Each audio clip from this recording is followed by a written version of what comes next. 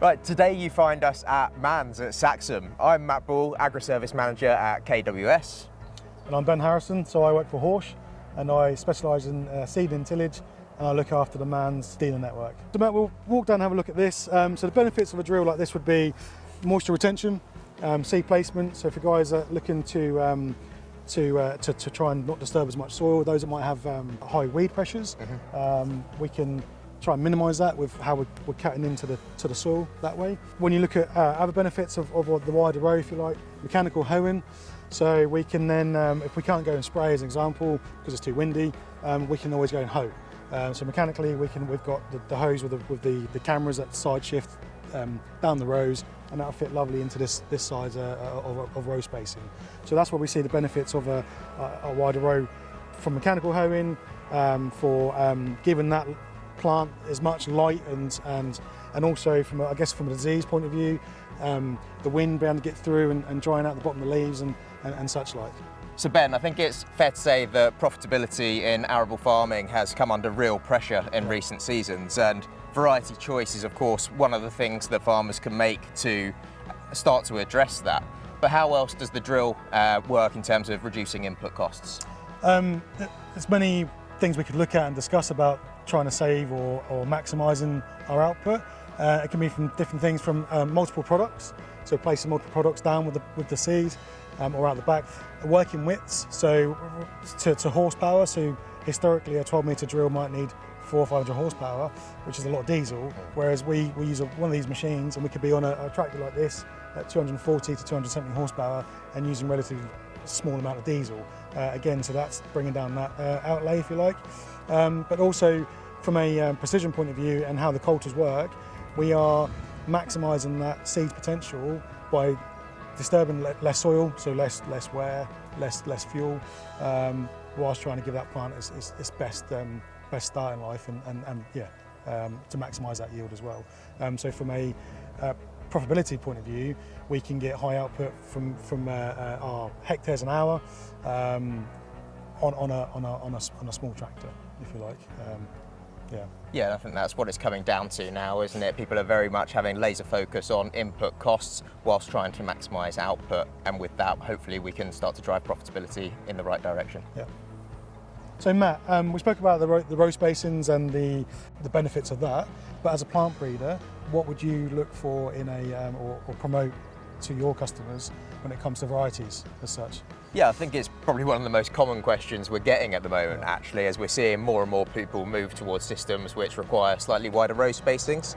And I think in the absence of lots of data around variety performance in different systems, I think we can use a bit of theory and look at variety characteristics to see what would be best suited to those sort of systems. And I think KWS Scope, especially a hard group 4 from the KWS stable, is a really, really strong option regardless of what your drill setup is, but particularly well suited to wide row spacings as well.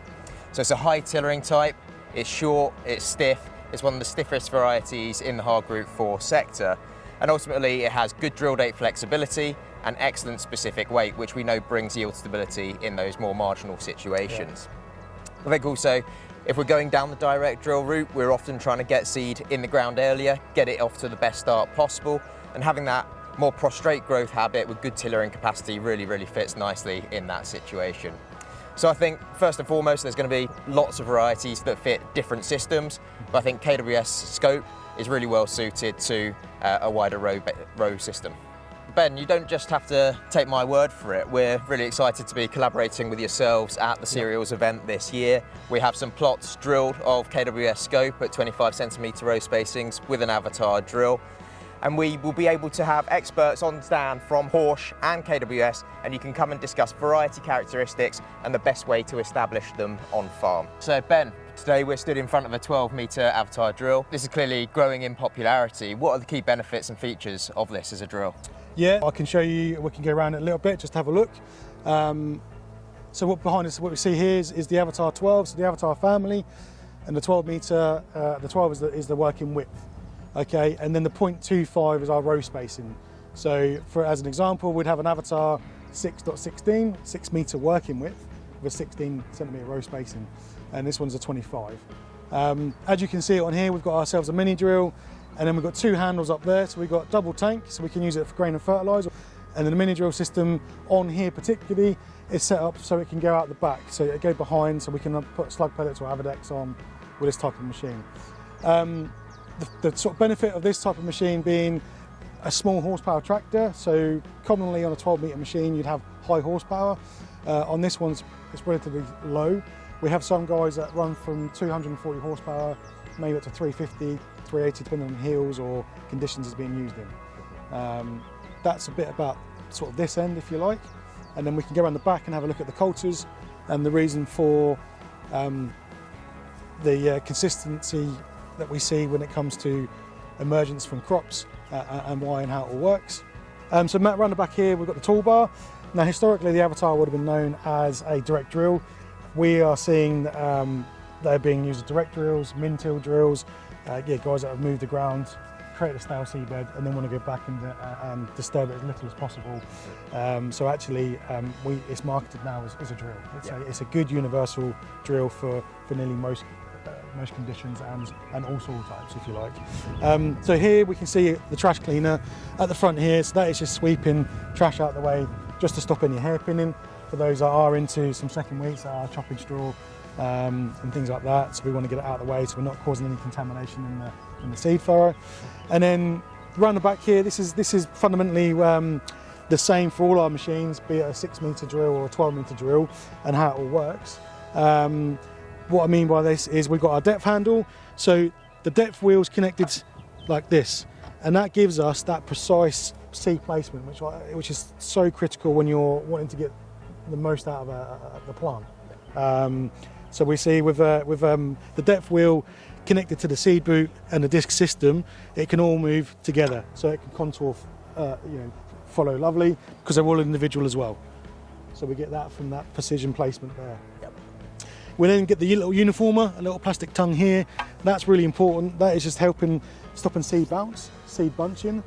That firms it into the seed furrow to create that seed to soil contact, making sure that we're giving every plant the best possible start.